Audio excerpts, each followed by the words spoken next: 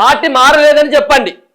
ఎందుకు మరి మీకు దమ్ము ధైర్యం కనుక ఉన్నట్టయితే ఉంటే ఈ పార్టీ మారినటువంటి ఎమ్మెల్యేలు ఎవరైతే ఉన్నారో ధైర్యంగా మీరు చెప్పుర్రి, మేము పార్టీ బరాబర్ మారినాం, అవసరమైతుంటే మళ్ళీ మేము పోటీ చేస్తాం నియోజకవర్గంలో అని చెప్పేసి కాళ్ళ దగ్గరేసి చెప్పండి మీకు దమ్ము ఉంటే.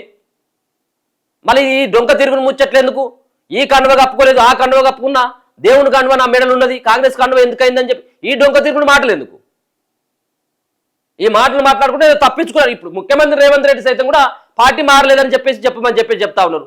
మీరు ఏ పార్టీలో ఉన్నారు కనీసం చెప్పుకునేటువంటి స్థితిలో ఉన్నారా మీరు? ఇది రేపటి భవిష్యత్తుకి ఇది గుణపాఠం కావాలి. ఈ పార్టీ మారినటువంటి ఎమ్మెల్యేలు ముఖం చూపెట్టకుండా కావాలి. ఈ 10 మంది ఎమ్మెల్యేలు కనుక మళ్ళా కనుక ఉప ఎన్నికలు కనుక వస్తే ఒక్కరు గెలవద్దు ప్రజలారా. ఇది ఎందుకంటే రానున్నటువంటి రోజులలో గతంలో కేసీఆర్ చేసినటువంటి ఒక బుద్ధ కోపం ఏదైతే ఉన్నదో, సో ఆ రోజు కనుక ప్రజలు తిప్పి కొడితే ఈరోజు ఇసంటోళ్ళు మారకపోవు. సో ఇప్పుడైనా కానీ కనీసం ఒకవేళ కనుక ఉప ఎన్నికలు వస్తే వీళ్ళ ఒక్కరికి డిపాజిట్ కూడా రావద్దు వీళ్ళకు. సో ఆ ప్రయత్నం చేయరు, అట్లయితే ఇంకోళ్ళు బుద్ధి వస్తుంది. సో మొత్తానికి పార్టీ మారలేదని చెప్పండి అని చెప్పేసి నిన్న ఆ సంబంధించినటువంటి భేటీలో చెప్పారు కదా తెలుస్తా ఉంది. తాము పార్టీ మారలేదని